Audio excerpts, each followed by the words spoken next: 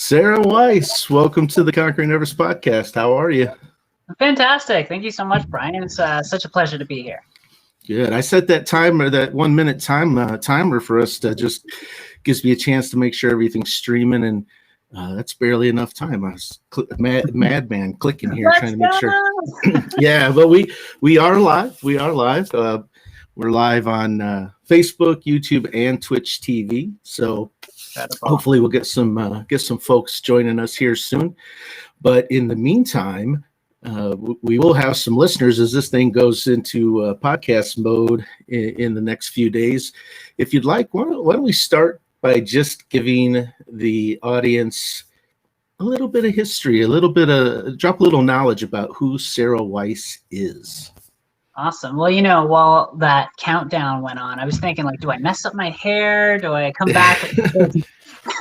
For those who don't know, the way we met was actually in a Facebook group where I go live every day, and I start every live with my hair all messed up, and I say, this is your daily reminder to just show up. Don't worry about being perfect, and don't worry about everyone who's going to judge you. They're going to judge you anyway. So that's how me and Brian met.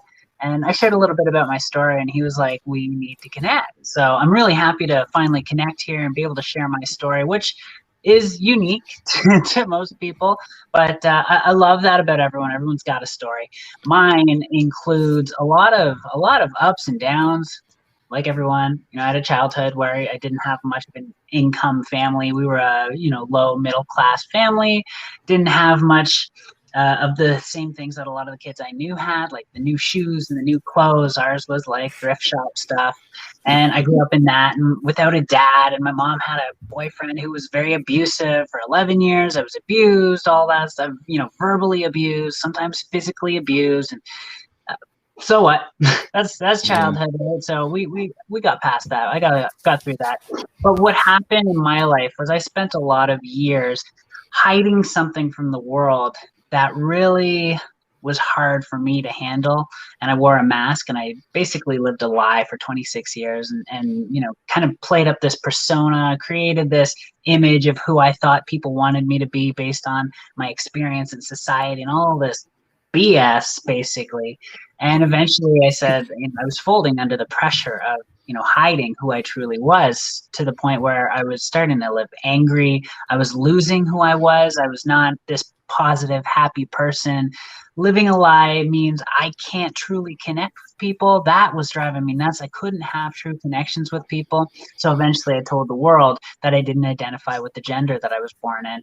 And of course, that caused an uproar, because at that point in my life, everything on the outside of me seemed perfect. I was 26 years old, owned a home since I was 21. I had a business I ran since I was 22. I had a family and 2 children, the picture perfect life, but the inside was a mess. And, I told the world, and everyone turned their back on me, except for my family, my close family, and people who didn't really know me that were kind of friends of mine, but all my close friends turned their back on me, and I went into deep victim mode. Everyone is against me. The world's against me. I was so trapped in this negative victim mode mentality, and it took me a little while to get out of it. And thank goodness for that, because I went to some pretty deep lows in that mode, especially as a single mother of 2. My ex was an alcoholic and into drugs, so I ended up with full custody, thank goodness, because I had to fight for them. And I was in such a deep depression at one point that I wanted to end my life. I was in a townhome just above ghetto, had a bed bug infestation. I was like a very broken version of myself that wanted more. I wanted more for my life. I wanted some freedom. I wanted to be a better role model for my children. I wanted to show them that you can get through anything. And I wanted to be that tough, I will overcome and find victory role model for them. And it was really hard to get to that point. And I really had to get to such a point of vulnerability and being fed up with being fed up that I got to this point where it's like, I need help. I need to get help. I need guidance. And I know a lot of people can relate where it's really hard to get help. That's like admitting your weakness. It's really hard to do that. And I did it. And I found a mentor who helped give me some guidance and change my mindset and help me get back into my gratitude, help me see the world from, what purpose I want to live in instead of just the desires. And I started to change my life by changing how I thought. And my mindset shifted my whole world, which has led to me becoming a high impact success coach, creating coaching programs, group coaching, one-on-one coaching. I'm a #1 best-selling author twice. I'm a master distributor in a crypto mining network marketing company. I'm a founder of this and that, and I'm actually launching my own network marketing company to do with a coaching practice that I've created that shortcuts people to massive breakthroughs. So that is, in a nutshell, point A to point B where I'm at right now. And there's so much happening, so much growth still to be had. So it's an incredible journey. Yeah, it definitely seems, as I've followed you in the Facebook group and watched your live streams. First of all, I love when you say, and I probably won't get it exactly right, but let them judge. They're going to judge you anyways, or let them judge you how you are. I love that because it's so true, and I can relate to your story as I can many other people's stories. From childhood, you're kind of born pure and everything's new and you're learning and it's this massive intaking of your surroundings. But then at some point in your life, you start to be groomed to meet expectation of others, whether it could be your parents, friends. I mean, we lose our innocence, so to speak, and in the wonderment of the world, and we start following a script. What was childhood like for you? Like, I'm guessing as a young child, you weren't thinking you're going to be this, massively successful coach or having these programs. What was your dream as a child? Did you have I'm going to be this when I grow up moment? It's funny. I lived in the stars. I lived in the stars. When I was a kid, I recognized pretty early on that the way I thought was different. And I knew I had to hide who I was pretty early on. I could tell, like, even as a young kid, I saw how society, paints a picture of a boy and a girl and what your gender roles and stuff like that. So I knew that, but I wasn't so aware that it affected my whole life. It was more just like, oh, there's this thing, I'll grow out of it. I actually, even as a young girl, like, I was like, I'll grow out of it. But what I really I wanted to play in the stars. I always loved looking at the stars. I wanted to be like an astronomer, astrologer, or anything to do with the stars, really, which, then led to me being really interested in like quantum physics and stuff like that. Oh, wow. So that was like the original dream, was to play in the stars. That's cool. Have it, because for me that didn't come for many years. I don't think I knew as a kid what I really wanted to be. I had such a great imagination though, and I wish I could have a half of that imagination that I had as a kid nowadays, because I just lived life on my own terms for a long time, and that's great. You talked about being in an abusive situation, and I was in a dysfunctional, I'll say toxic, probably could border on abusive, but which led to me getting out of the house at a pretty young age. What did you say? Your mom had a boyfriend that was doesn't sound like he was a real nice guy. Was this in your teen years or earlier on? So when I turned 11, so from 11 till 21, she was with him. I was out of the house by 17. I ended up going out west, working on oil rigs at age 19, coming back home, living on people's couches. And I ended up, so let's be real, I started growing pot because I knew how to. And I did it, and I earned a bit of money, and then I bought a house, and then I stopped growing pot. I literally did it just to be able to change my life, and I did. Yeah. I bought a house, and I started a business, started a landscaping company, because it seemed like the most masculine thing to do, to put up the front. I lived a life where, in those 11 years, I was abused verbally. It was like a verbal assault every day, being called every name in the book because I left a dish in the sink or something. Something is so stupid. It was always an eggshell existence, this tiptoeing on eggshells, and some physical abuse. And it came to the point where when I was 21 and I, had just moved into my new house. My mom had to get away from him, came to my house, and he was drunk or high or something or both or whatever, and ended up coming to my house, barging in and starting to get physical with my mom. And I was seeing red.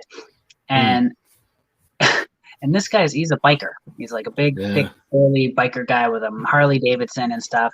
And I beat the living shit out of him. Years, 11 years. It's funny saying this. It's really weird saying, because that's not me. That's not who I am. But in that different lifetime, it was a very different world. And that was 11 years of pent up stress, abuse, and a lot of things. So I ended up seeing black, and I blacked out, and I opened my eyes on top of him, on his chest. It was a very graphic scene, and I'm glad I don't live that life. Yeah, well, and some people deserve it, and they need it. I don't condone violence, but hey, I'd be lying too if I didn't say that there was times in my life where that unfortunately it just comes into play, and sometimes you're limited, especially if somebody's closed-minded and they don't want to hear what you have to say or understand why you feel a certain way. Was a lot of that abuse towards how you identified, or was it just random? At that point, nobody knew. Nobody knew. Right. So it was all just crap. It was stupid. It made no sense. Like, I look back on it, it's like, why were obviously he was going through a lot of pain from his past childhood and existence. Like, if I were to coach him, that would be very interesting to even think of coaching him and his mentality and stuff. And as a coach, you get deep on some people's existences and their pasts and stuff like that.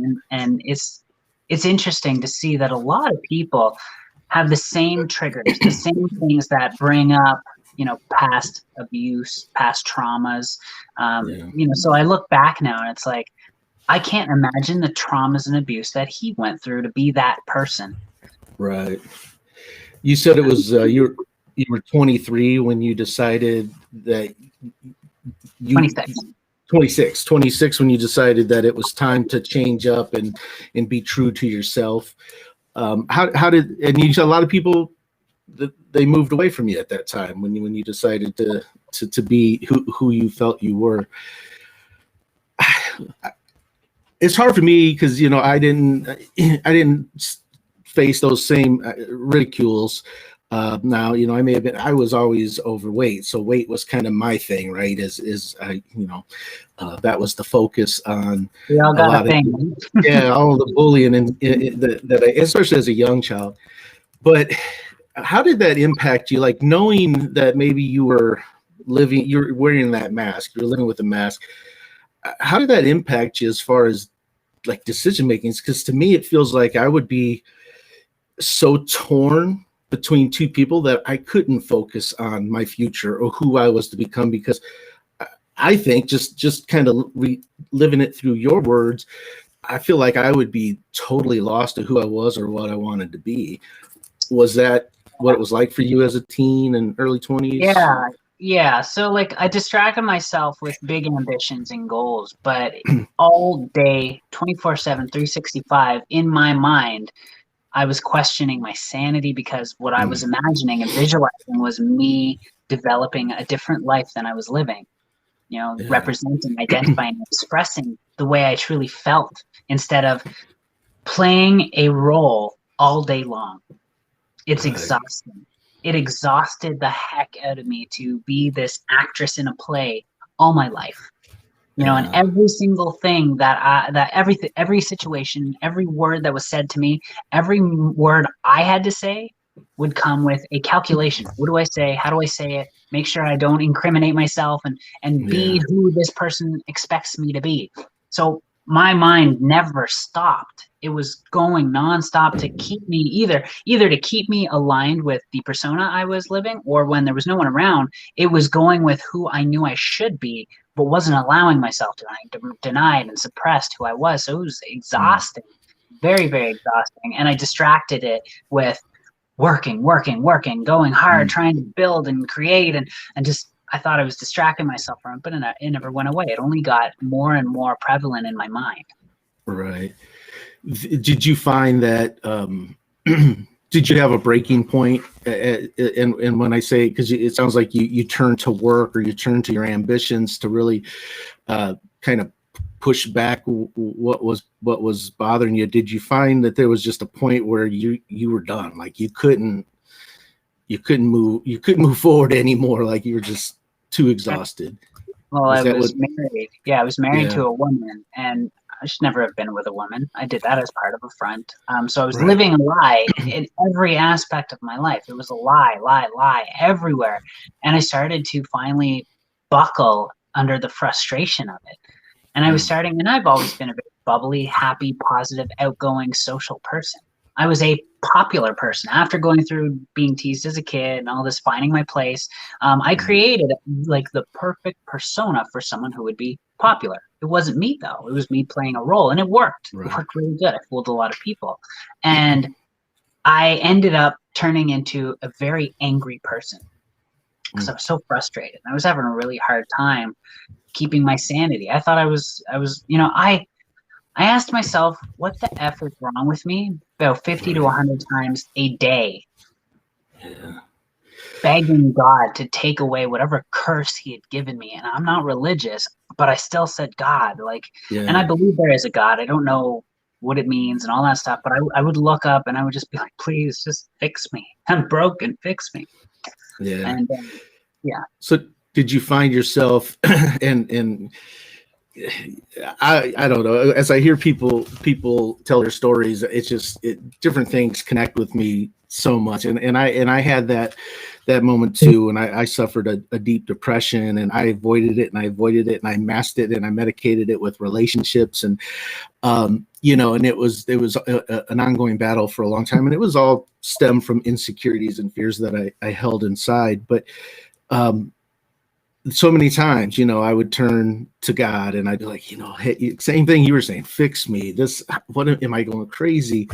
And I'd start to get frustrated because, they say that God will answer in his time, depending on what thought or belief you follow. And it was like, well, man, I'd like to still be alive to enjoy the change. Did you ever find yourself questioning? I guess I'll ask you this. Did the pressure get to a point where you ever considered suicide, or you just wanted to end things, or how was that for you? Well, that came after. So, and I knew that me telling the world who I was, because I had done such a good job at suppressing it, that I was like, the thought of suicide never came until after. When I told the world, everyone bailed on me, and it felt like I was abandoned. I was this abandoned soul. My family who accepted me didn't feel like my family. I knew them, but they didn't know me. It's the weirdest thing. And they're still getting to know me, and I know them. So I felt really awkward with my family. I felt awkward in my existence, in my skin.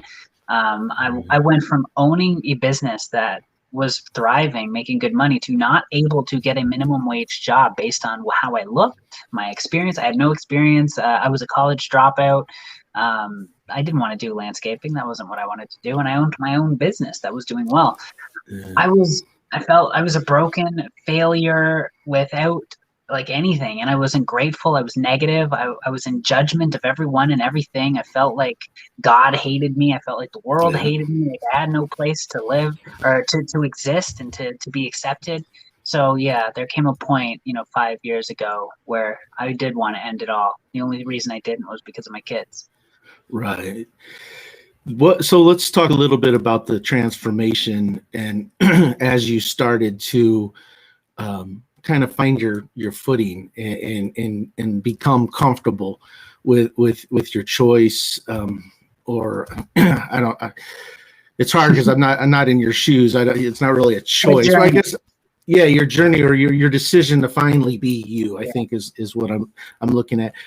When did things start tipping over for the better? When did you start getting to a good place? Well, like I said, I had to get to a vulnerability point, and that was hard when I had built such a picture perfect life. I had already built it, and then I lost it all. So I had this mentality of I got this, and I clearly did not got this. Yeah. So it took a lot of me going down, down, down, down until it was like I clearly do not got this, and I need help. You know, getting to that point, that's a hard point to be pushed to for someone who has pride, who doesn't like to feel weak. Yeah. It took a lot of tremendous strength and courage, more strength and courage than it took to tell the world who I truly was, for me to get to a position of I need to get help.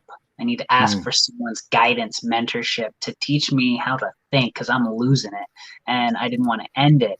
So I did find a mentor who got me back in touch with gratitude, who taught me how to focus on my purpose in life, taught me about alpha and beta thoughts and frequencies, and replacing all of my drift thoughts, my negative thinking, my autopilot thoughts with focusing on my purpose in life. And to not stress about the how, but to just know where I'm going, know what I look like in that future, know what it's about, know why, or what lights my soul on fire, why I exist, and to focus on it non-stop without worrying about how I'm going to get there, while at the same time being so grateful for my present, to be able to look around and pick things all around me that I'm grateful for. I remember the first time I did that, I'm in my bedroom, which was also my living room, in this crappy townhome, again, bed bug infested. This was my little zone. And I had hated it. I had hated it. You know, I had this 1 acre property in the country with a bonfire pit and a hot tub and all this thing. And I was trapped in this little box and I hated it. And in that moment that I decided to get back to gratitude, the first thing I looked up and I saw a doorknob, the doorknob to my door. I'm like, okay, here we go. I'm grateful for that doorknob. Why am I grateful for that doorknob? Well, my daughters open it every single morning. I could cry. Yeah. Every single morning to come into my life and to love me. Yeah. That moment was a big shift for me. It was a big shift for me. Would you say how long? Because gratitude is one of those things that no matter who I talk to, anybody that has had to overcome a major obstacle or major obstacles in their life, there's always a mention of gratitude. And as I've looked to get to that place, and that's something that I try to practice as well. And nobody's perfect. We're all going to have our bad days. You know, today was a day where it's rainy here, and I just was just kind of lounging most of the day. And then the negative thought would creep in and be like, man, you should be up, you should be doing something. And I'm like, no, my body, I just need to be grateful for this moment, these couple 2-3 hours that I have, that I don't have to worry about anything. I could just relax. But I find it for me, it's a never ending battle, the negative mind versus the positive mind. What's that look like for you? Because, as we talk here, it's easy to, man, these people got themselves together. We see on Facebook, hey, but how hard is gratitude a hard battle for you day in and day out? Is it an ongoing thing? Yeah, it used to be. It was hard to find the gratitude in things. But something I learned about gratitude is accepting your worthiness to receive. Understanding gratitude as that has been a bit of a game changer. I'll say that again. Gratitude is accepting your worthiness to receive. Something that was said to me a year and a half ago was, for me to transcend into my greatness, I must allow for divine intervention. I must allow for divine intervention for me to be my greatest self.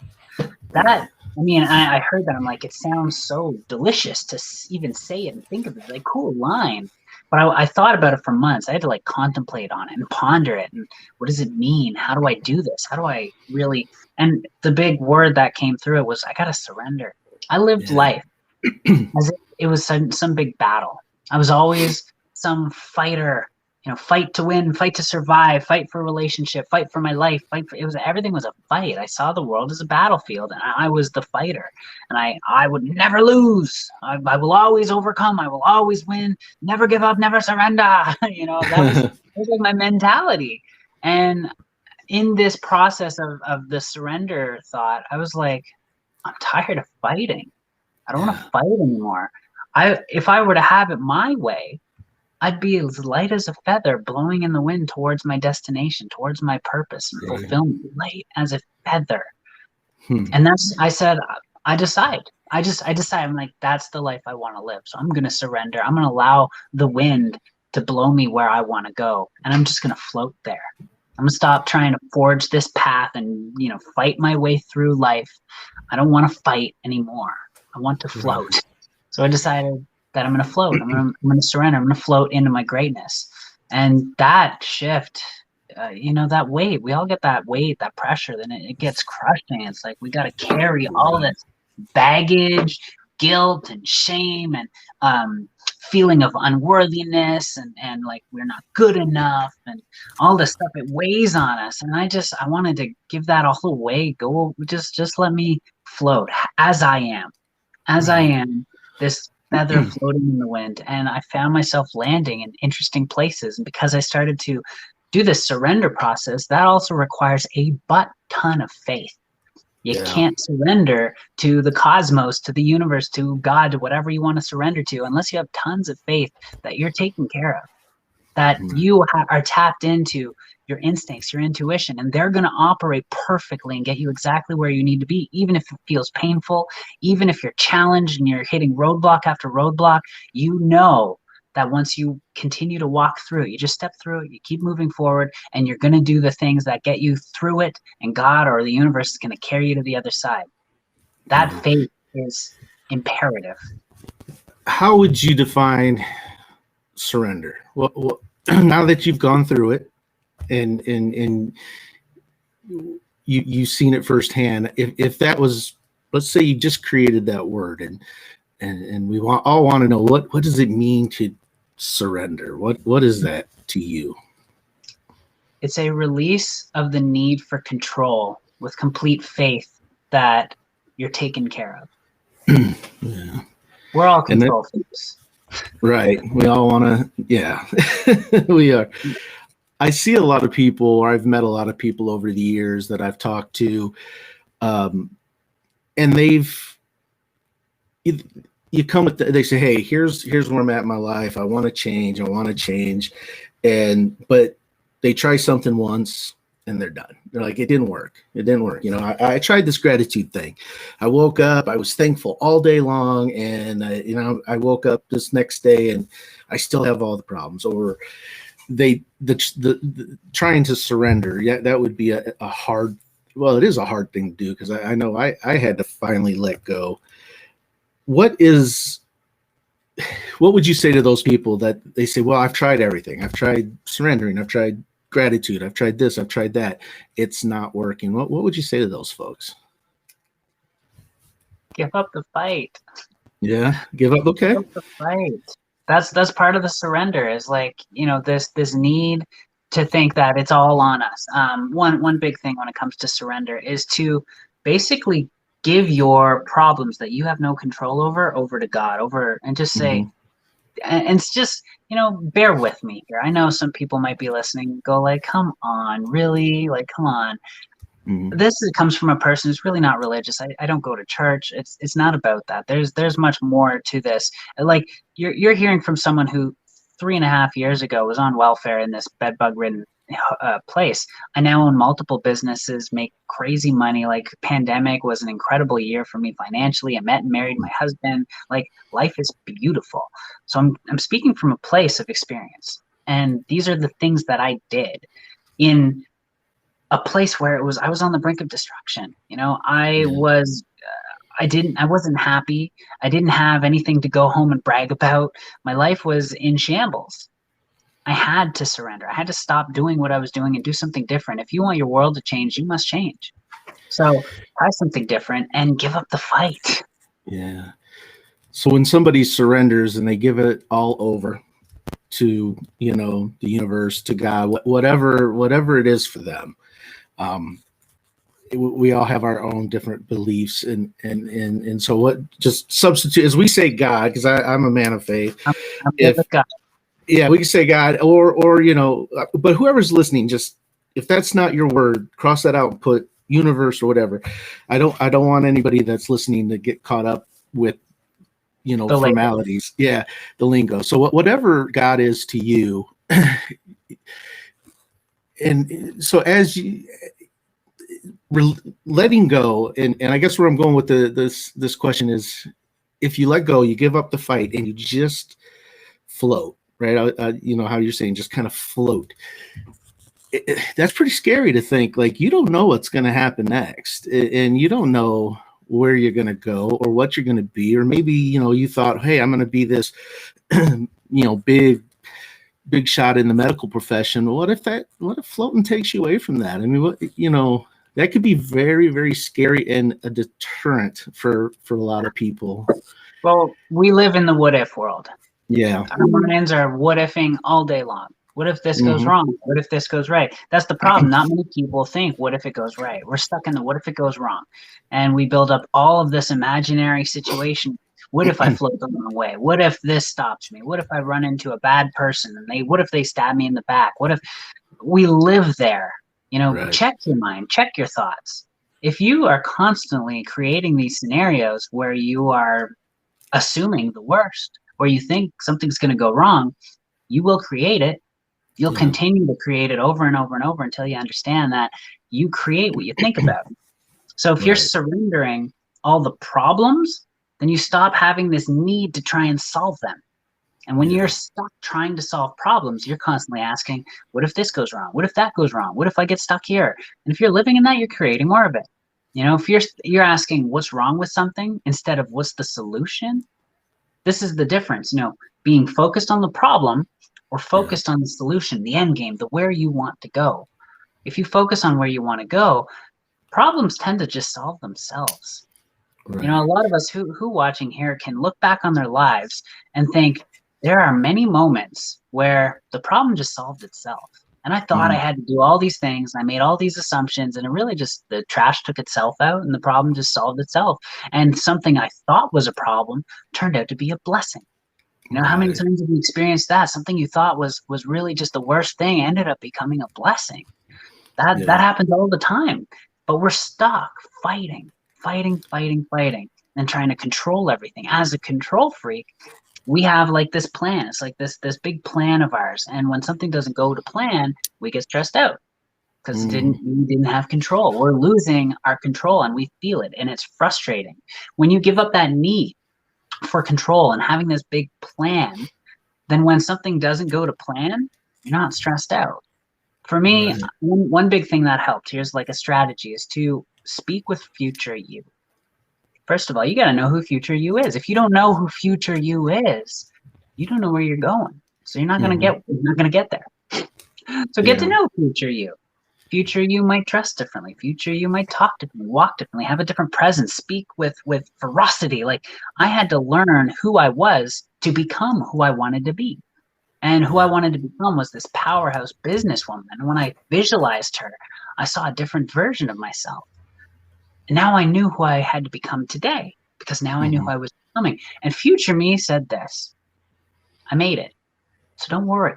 Everything that you go through between point A and point B has to happen. None of it means you're in the wrong place. None of it means it's going to stop you. All you got to do is go through it.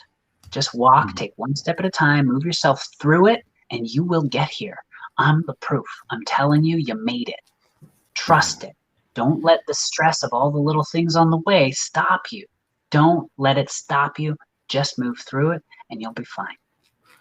As you were talking, I kind of had this vision pop in my head of the ocean. And, they tell you, or at least I've been told in the past, if you're out there swimming and you feel the ocean current pulling you under, you're not supposed to fight, right? You're not supposed to kick, scream, you're supposed to relax and not, not go against the current. And I kept just visualizing that, where so many of us were out in that ocean and we start feeling it kind of pulling us back, and we get scared and we panic and we start swimming against the power of the current, and it just wears us out to eventually the point it pulls us under. As to where if we just kind of relaxed and went with the flow, it might take us down the beach a little bit and we maybe have to walk back, but you're going to get there and you're going to be able to stand up and carry on. So I yeah, had like a little breakthrough with water. So once I started to finally catch my stride and become a little bit successful, every time I got stressed out, I would go to this spa. It was an outdoor spa, and there was some like awesome hot tubs and saunas and steam rooms. And I went in a hot tub, and I go to this place myself to recharge. And I go and I sit down in the quiet zone where you can't talk, you can just whisper. And I'm sitting in the hot tub, and it's so peaceful, and I'm just trying to kind of like meditate into it. And I hear people come in who are not whispering, and they're making splashes. So in this moment where I was so calm, I started to feel the splash. My eyes are closed. I'm feeling this going on. And I'm like, I try and resist. I felt this resist, and I got back into fighting mode. And this was a huge breakthrough for me, because I was like, it felt so uncomfortable. And I was like, you're fighting, relax. And I relaxed. And I just was going with the waves, and I felt the waves, but they didn't feel disruptive anymore. Now it felt like flow. I felt like, I'm okay. Instead of this fighting and resisting of the waves, I was flowing with them, and it felt good. And I was okay. I had this breakthrough, and I was like, I gotta stop resisting. Just go with it. Don't go against it. Go with it. If you're being pulled in a direction, ask why. Why am I here? What's trying to show? A question I love to ask is, what is God's intention right now? There's an intention behind this. What lesson do I need to learn? What do I need to be seeing? What do I need to be present with? Who do I need to be speaking to right now? Who do I need to connect with? Who needs love? Instead of resisting and fighting and saying, this is so bad, run from it. Go with it. Yeah, I don't believe in any accidents in this world. I think everything happens for a reason. Now, can we alter? Maybe. I don't know. I'm not. I don't have all the answers, but we can certainly feel like we're changing ourselves and getting better. But ultimately, we can't determine. We can only control ourselves. We can't control other people. So bad things happen to good people all the time, and it's because there's only so much we can control within our own lives, and then the rest we kind of have to go with that flow and that ripple effect and just kind of swirl around with it. So a lot of folks are going to, let me think of my question. The question what I want to ask you is, so bad things happen. How long do you hold on to them? How long do you remember? I'm not saying hold on to them as in, mad or, with the victim mindset, but do you carry those wounds with you all throughout your life as gentle reminders? Or do you just say, you know what, the past is the past. I can't live there. All is forgotten. All is forgiven. What's your opinion on that? Well, remember that word gratitude? Gratitude's the key. It's the key. If you go through something, someone stabs you in the back, someone cheats on you, someone hurts you, an accident happens, something happens in the world that causes you pain or trauma, a question to ask is, why are you grateful for it? Gratitude accepts your worthiness to receive. If you want to grow, you want to become a better version of yourself and level up, think different, move stronger, faster, harder, all that stuff, you need to receive lessons. You need to receive growth. You need to expand. And the only way to do that is to receive. So if you're grateful for something, you can see what it is that you're going to receive from it. So any situation has something to teach you, something to grow you, something to prepare you, something to challenge you so that you can expand from your current bubble into the next level. So if you're able to ask why you're grateful for something, you're going to come up with answers. We're stuck on our old programming. A lot of us don't even realize that our autopilot thoughts that keep playing over and over are extremely disempowering. When you ask what's wrong with something, that's disempowering. Instead, you can ask something like, why am I grateful for this? And what lesson am I trying to learn so that I can overcome it? Those are very different questions. When you start to receive lessons quicker, you start to grow quicker. This is rapid transformation. It's a shortcut to breakthroughs by asking questions. I call them the magic questions, like, why am I grateful for this? Why have I been blessed with the skills and talents to overcome this challenge? You ask that question, the answer to the problem shows up. How amazing is that? See, we're stuck on the old programming since birth, and it's not your fault. It's not. This is something that I've been blown away with. Over 96% of people who get involved in personal development, start reading the books, going to events, hiring the coaches like me, fail at whatever they're trying to accomplish. Finding a soulmate, becoming a millionaire, being able to have your freedom. Why is it that 96% of people in personal development fail at their efforts? It's because they're still thinking the same way as the way that created the problem. Albert Einstein said, you can't solve a problem with the same thinking that created the problem. So it doesn't matter how much information you take in. If you're still thinking the same way, you're not solving anything. So one thing I've learned on how to think differently, how out of the box thinkers think, is by asking themselves different questions. We have this thing called ego that a lot of people think is a bad thing. Ego is such a bad thing. What I've learned about ego is it's not good or bad. It's neither.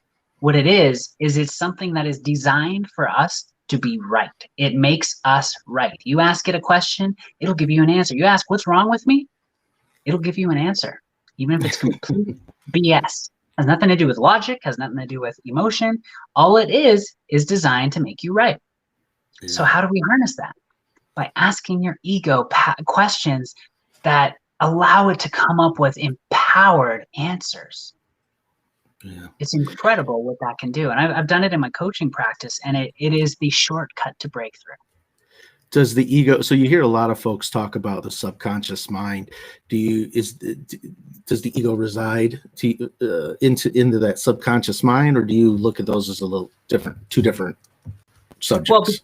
Well, because it's not logic, because when you think mind and consciousness, awakenness, it's like logical calculations. You ask a question, it's like, well, if X equals Y and Y equals Z, then X equals Z. And if there's a variable, so you start adding and subtracting and assuming and putting interpretations. But the ego, it just has answers. It's not thinking about anything. So yeah, I feel like that's subconscious or something completely different that we're not fully understanding of. But when you ask it something, it just has an answer. You don't have to think about it. You don't have to calculate anything. You don't have to even feel it because it's not emotional either. It's just there. This is why so many people, when they ask what's wrong with me, come up with all kinds of crazy answers. I'm not smart enough. I'm not good enough. I'm too old. I'm too young. I'm too big. I'm too small. I'm too this. It just comes up with answers just to make us right. Right.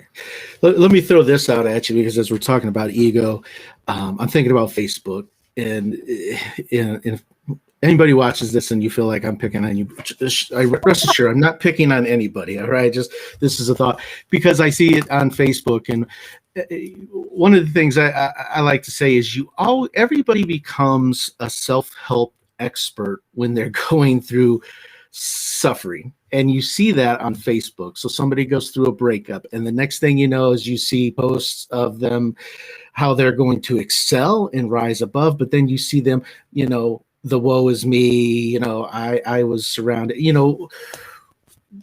as I think of ego,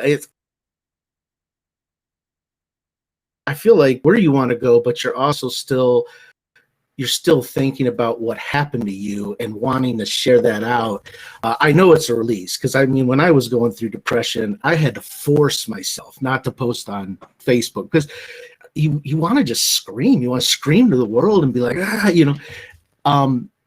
but I feel a lot of folks do more damage than good to themselves when they live in that state of, okay, something bad just happened, so here we are. I want to go here, but I'm going to make sure everybody remembers what happened to me for the next 2 or 3 weeks. And then eventually, what new relationship or new job or something happens. And then all that goes away because life is good again.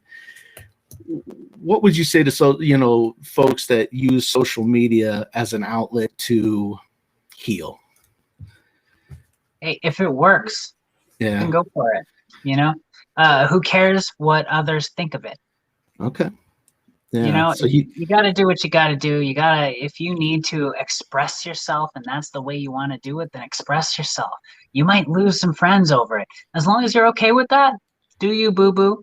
if you got it, if you got to express yourself on Facebook. And sometimes people recognize a cry for help mask behind everything is great, and it could be a way that you connect with someone. And then for others, it's like you really don't want to do that, and that's cool too. Something else I've really embraced is that there is no good or bad or right or wrong. There's just another situation, and how it ends up can end up so many different ways. A lot of people will say 9/11 was so bad, but what did it do for the world instead of to the world? Yeah, there was a lot of loss, but in that loss, there was also creation and growth and love and connection. And is that growth, love, connection, all that, is that good? Who knows? Because maybe some of that led to something that others would deem as bad. So every good and bad is fluid. It's like a judgment and interpretation. There is no good or bad. So the way we operate, the way we talk to people and connect and stuff, there's no right or wrong way to do it. It's just another way to do it. That's my outlook on it. No, that's great, because if you think about the forest burns every year. There's a big forest fire, right? And it burns and burns, but then it all regrows. It's a necessary component of creation, that sometimes you have to let the old burn in order to blossom the new flowers and trees. And so I really like your message about kind of reframing that question. How are you asking those questions? So something bad happens to you, don't ask, why did this happen to me? Ask, okay, this happened for a reason. How am I going to grow? That's what you're saying? Why am I grateful for it? Why do I love that this is happening? What does it look like for me to overcome this powerfully? There's another good question. What does it look like for me to overcome this powerfully? What does it look like for me to step up and to be able to handle any challenge that's thrown my way with grace and dignity? There's so many better questions that you can ask yourself that will lead to the result you actually want, instead of the focus on the misery. If you focus on misery, you're going to get more misery. Right. So let's segue a little bit into away from the bad, and now start looking at the good. So over the last what you said, been about 6 or 7 years. How has it all blossomed for you? Because you've got a lot going on. So why don't we share out a little bit about who you became after the forest burn? Yeah. Well, once it burned, there was a lot of new growth, and I started to step into who I truly was.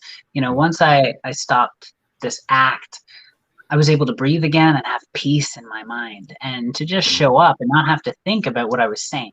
So now I was able to live effortlessly. Like right now, it's not like I'm thinking about what I'm saying. I'm just saying it. It's just it comes off, it comes out. I don't have to think about it.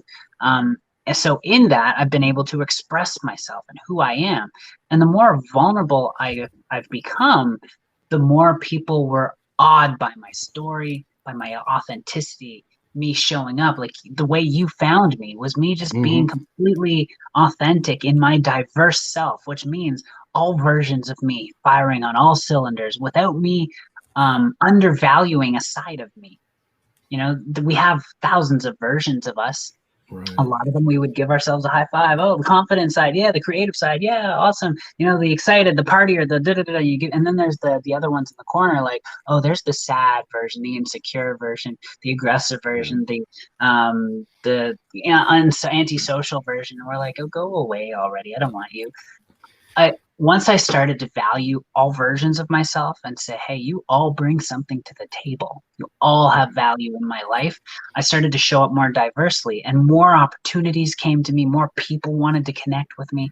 The more people are the game, guys. People are the game. You want to win at life? Win at people. Yeah. Connect with more people, love on more people. How can you love more people today? How can you get to know more people today? The more people you can connect with, the more opportunity there is for you, the more love there is for you, the more connection and joy there is for you. That changed my life. Being able to share who I truly was authentically without caring who would judge me. I just wanted to show up. And as I showed up, other people showed up into my life and started to elevate me. And we all elevate each other. And opportunities came. I became a top network marketer. I was in network marketing throughout the past 13 years. And in the 9 years of me doing it in my old self, I failed. I think in that 9 years, I probably made $2,500, $3,000. People questioning my sanity. Why are you still doing this? Right. Well, the past 3-4 years, I've made close to $1 million, something like that. Oh, wow. It's a big difference. Yeah.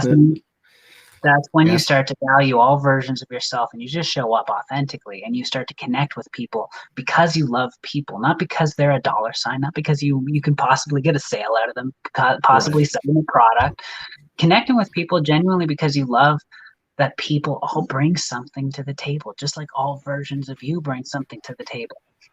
Right. And get to know what it is that they bring to the table. And next thing you know, you'll find the reason why they're there, the reason why you're there for them, why they can use your help and why you can use their help and why you can each elevate each other. So in this time of me connecting with people, I've been on podcasts. I've written my book authentically. It became a #1 bestseller, Not Born This Way. I've become I was invited to be a master distributor of a crypto mining MLM, and crypto was new to me, but I got in it with trust and faith. And I said, my soul's being called here, so I just got to do it. And I've made crazy money with it, crazy connections. I've helped a lot of people with it. It's been an incredible journey. I started coaching people a couple years back, and everyone I'm coaching is just elevating their lives and having massive breakthroughs. And in that, I've realized about the ego hacking and the magic questions, and now I'm launching a massive movement and program dedicated to teaching people how to ask those proper questions, why they work, how your ego works. And it has been leading into something so magical, and I'm surrounded by miracles. I'm married to my soulmate. I have sole custody of my kids. I'm the happiest I've ever been. I'm an incredible mother. I've been able to take them to Disney World, been able to empower their growth. They're now investing in crypto when they're 6 and 7. Oh, wow. They have investment portfolios.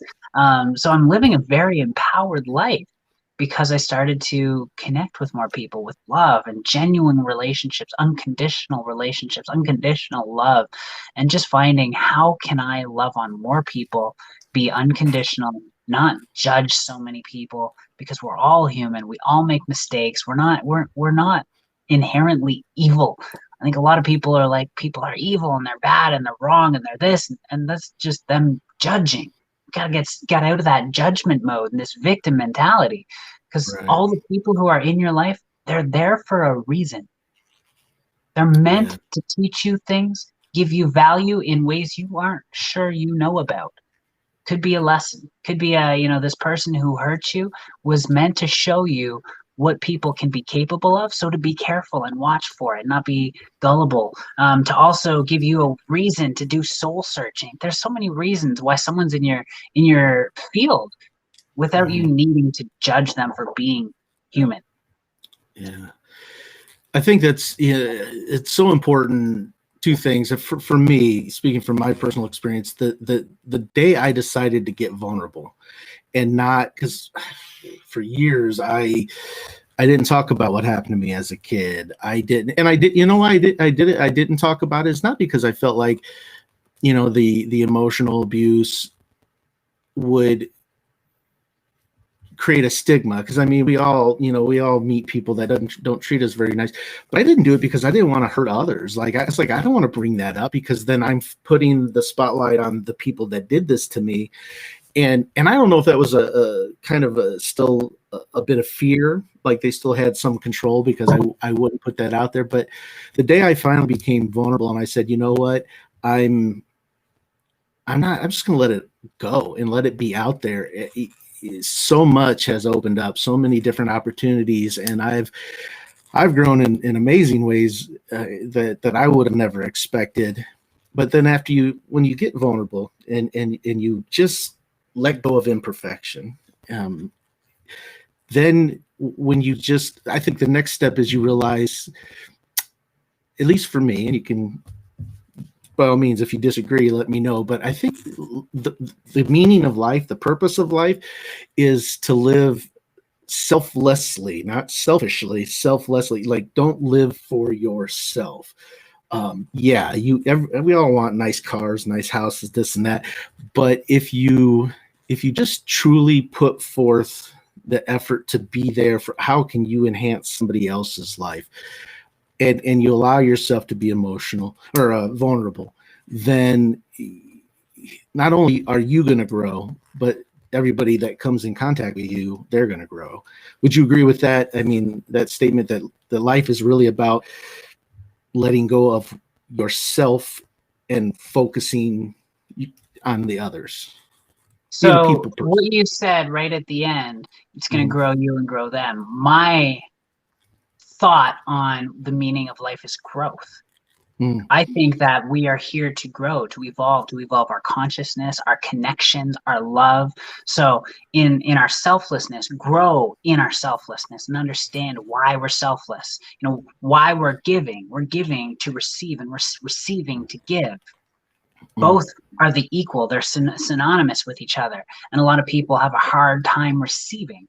So being selfless is great as long as you can still receive.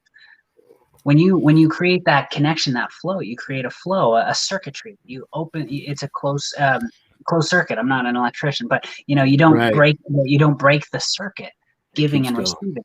So for me, it really is about how can we grow into more love, more connection, more of everything.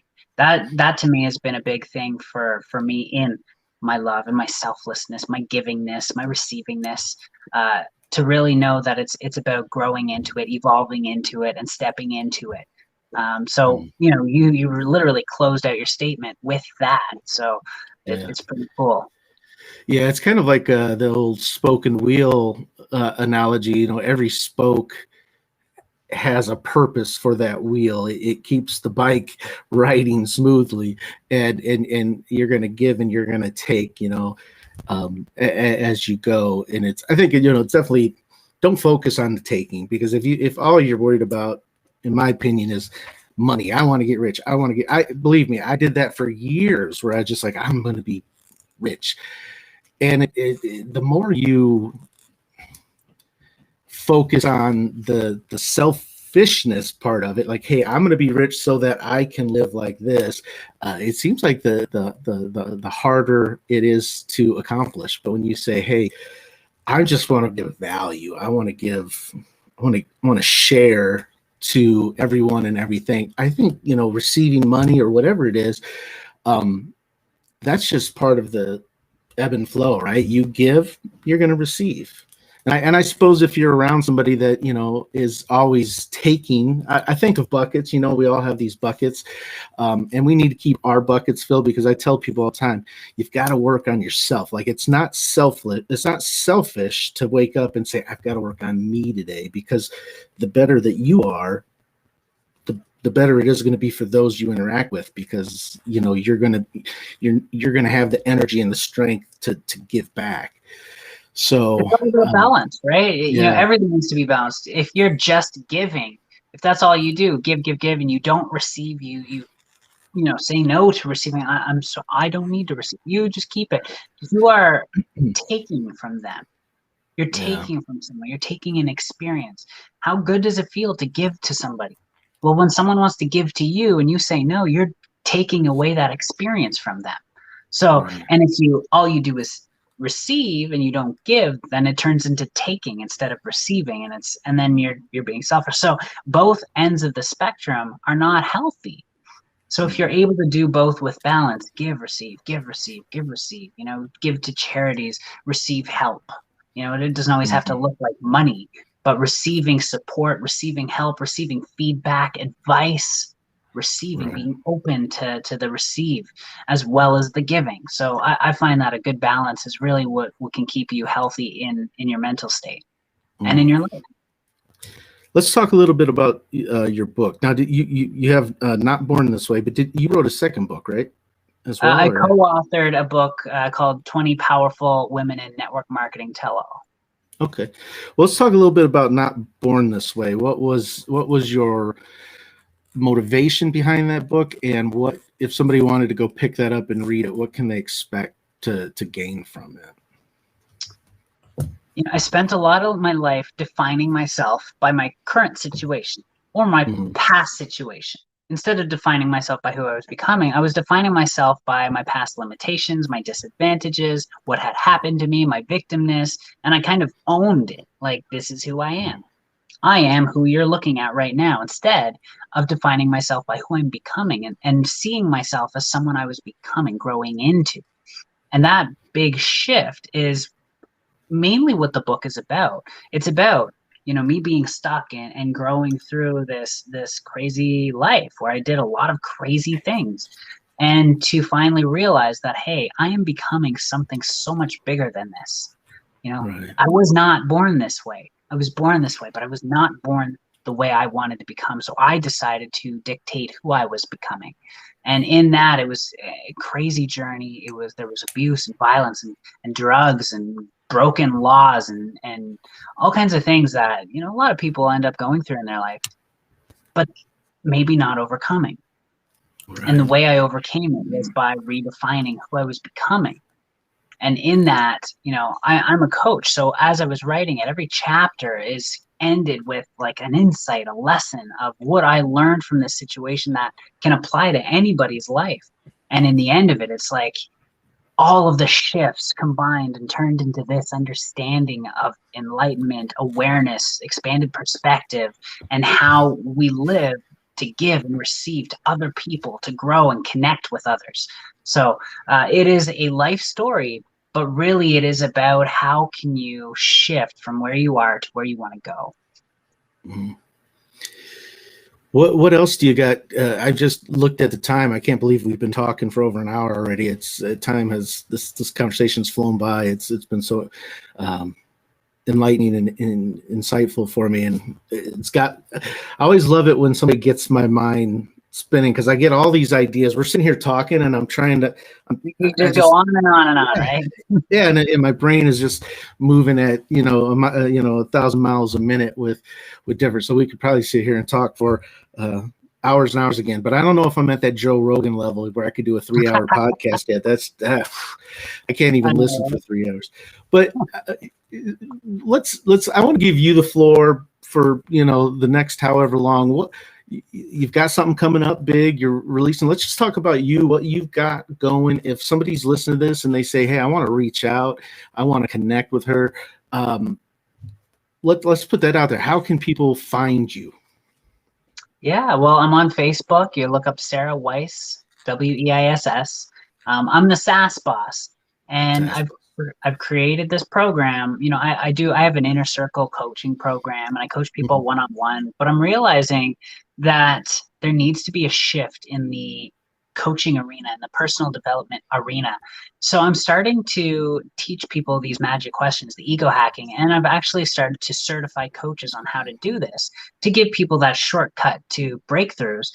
And it's a funny goal that I have, and it seems very counterintuitive, but I want to teach people how to not need a coach. Coming from a coach. So the program I'm developing is to certify coaches to be able to teach this in a way that anyone who's being taught can learn how to teach it as well, so that I can duplicate this throughout society, so that this can change the world.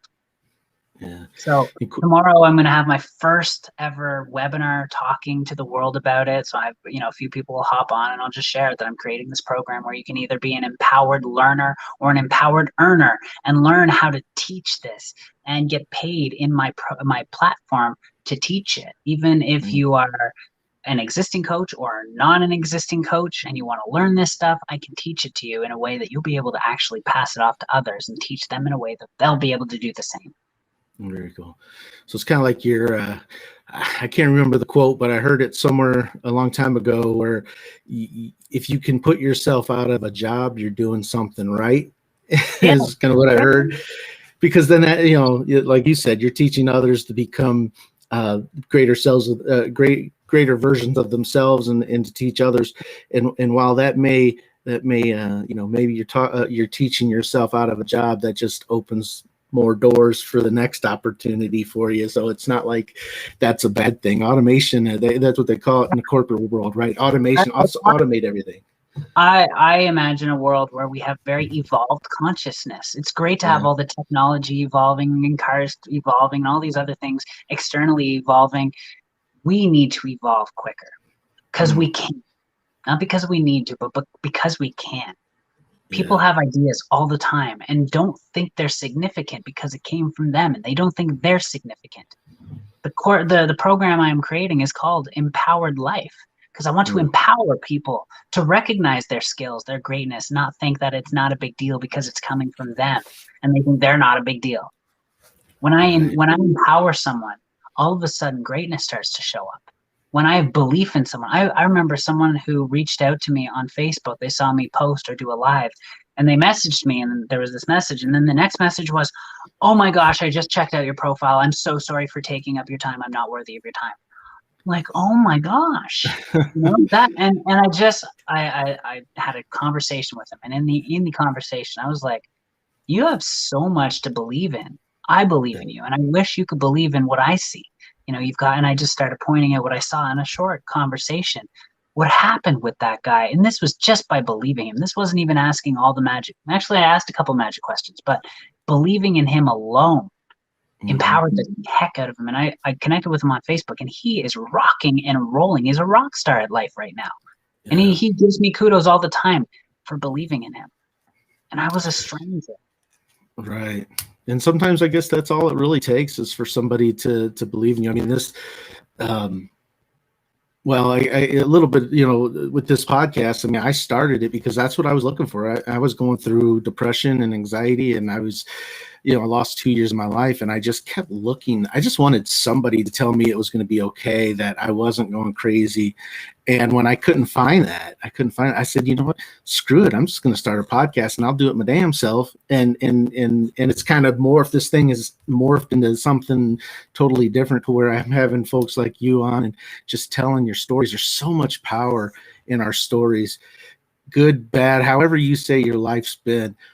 You could take that and you're going to, all the bad stuff, all the things that hurt you, that's something to give out, give that away, share your story, be vulnerable, and change lives. And I definitely see you doing that. I see you in that Facebook group. I enjoy watching your lives, and so much energy when you come on the camera, and I can see that in the comments, and as people jump in and watch, they can feel it too. So very good. And you have a website. We'll make sure we have all your links and everything in the descriptions, both for this live stream as well as when we get it to the podcast. We launch it on Podbean. So any final words of wisdom you'd like to leave everybody with before we go?